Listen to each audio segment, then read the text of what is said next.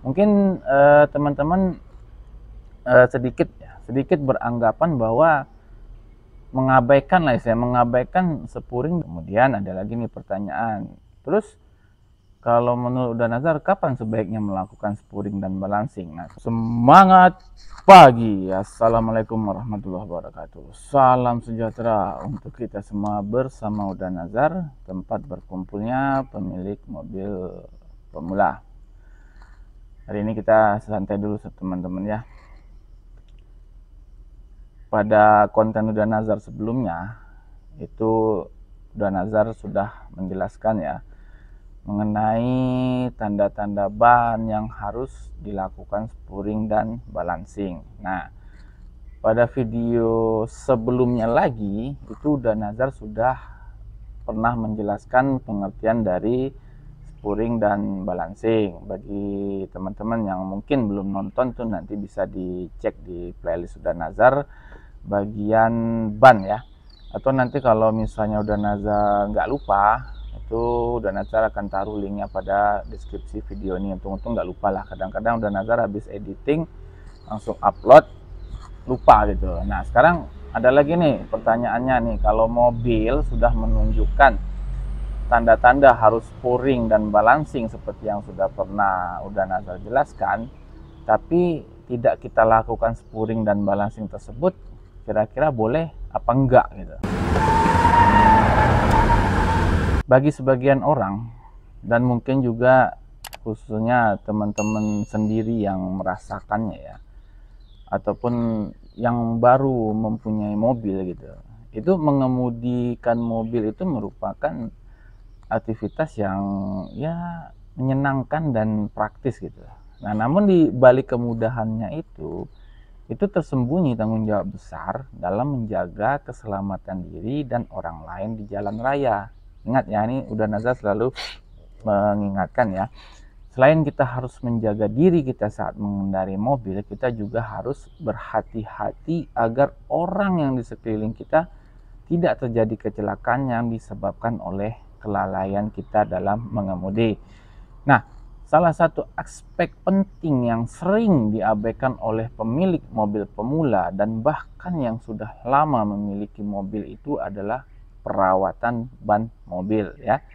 Termasuk di sini adalah spuring dan balancing.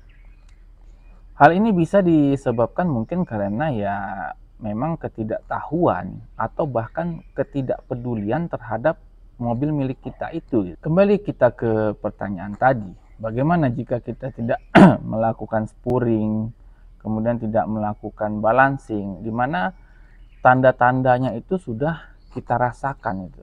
Nah, sebelum Uda Nazar sedikit berbagi sharing-sharing mengenai konsekuensinya, nah kita pahami dulu nih definisi dan fungsi dari spuring dan balancing secara ringkas ya, untuk sekedar mengingatkan lah terutama teman-teman yang mungkin belum menonton video Uda Nazar sebelumnya. Spuring itu merupakan proses penyetelan sudut kemiringan roda mobil, baik itu chambernya, casternya, ataupun apa tuh tulisannya toe gitu, apa bacaannya tuh, bahasa Inggris sudah agak sedikit ngawur.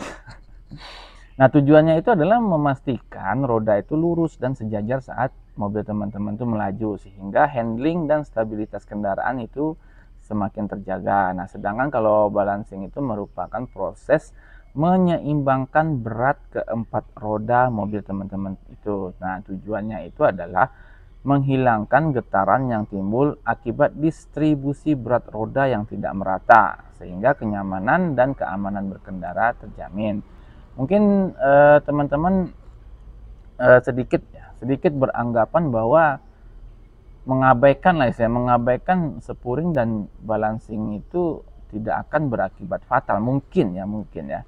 Tapi kenyataannya anggapan ini kalau menurut Uda Nazar itu keliru dan dapat membawa konsekuensi yang serius. Seperti apa? Contohnya nih, yang pertama udah jelas ban cepat aus dan rusak ya.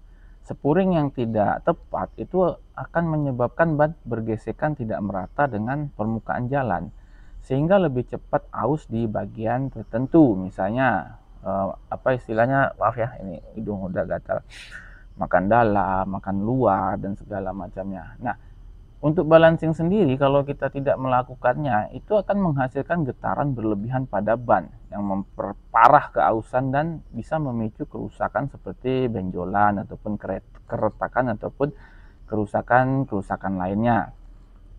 Yang kedua adalah handling mobil menurun. Nah, spuring yang tidak tepat itu akan membuat mobil sedikit lebih sulit dikendalikan, terutama saat misalnya menikung ataupun bermanuver. Sedangkan balancing yang buruk itu bisa menyebabkan getaran pada setir.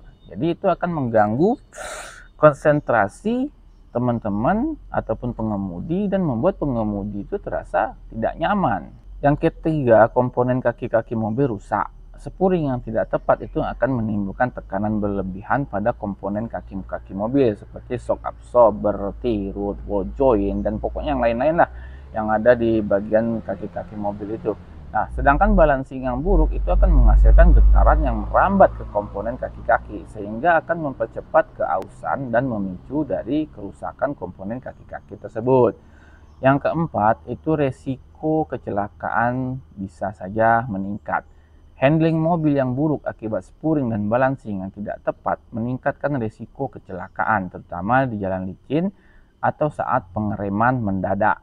Getaran pada setir itu dapat mengganggu fokus pengemudi dan menyebabkan hilangnya kontrol atas kendaraan. Nah, ini nih yang selalu Dan Nazar ingatkan ya untuk teman-teman tuh selalu menjaga keselamatan mengemudi, baik itu diri kita sendiri dan juga sekeliling lintasan yang kita lewati, baik itu pejalan kaki, pemotor, pemobil, bawa truk, itu harus ya, wajib gitu. Yang kelima, terkait dengan biaya perawatan itu bisa saja meningkat. Kenapa? Karena ban yang cepat aus dan komponen kaki-kaki yang rusak akibat teman-teman melalaikan spuring dan balancing itu akan memicu biaya perawatan yang mungkin lebih tinggi. Penggantian ban yang terlalu sering, kemudian komponen kaki-kaki itu akan jauh lebih mahal dibandingkan biaya spuring dan balancing yang rutin. Kemudian ada lagi nih pertanyaan. Terus kalau menurut Dan Nazar kapan sebaiknya melakukan spuring dan balancing? Nah, kemarin udah jelaskan juga di video sebelumnya itu ya. Kalau dari senior-senior UDA ataupun ahli-ahli otomotif itu kan mereka merekomendasikan untuk melakukan spuring dan balancing itu secara rutin ya teman-teman ya, minimal itu biasanya setiap 6 bulan sekali. Nah, itu dilakukan spuring dan balancing. Tapi kalau udah Nazar sendiri, jika teman-teman sudah merasakan hal-hal yang udah Nazar jelaskan pada video sebelumnya, alangkah baiknya segera melakukan spuring dan balancing. Terima kasih sudah menonton, semoga bermanfaat. Assalamualaikum warahmatullahi wabarakatuh. Semangat pagi.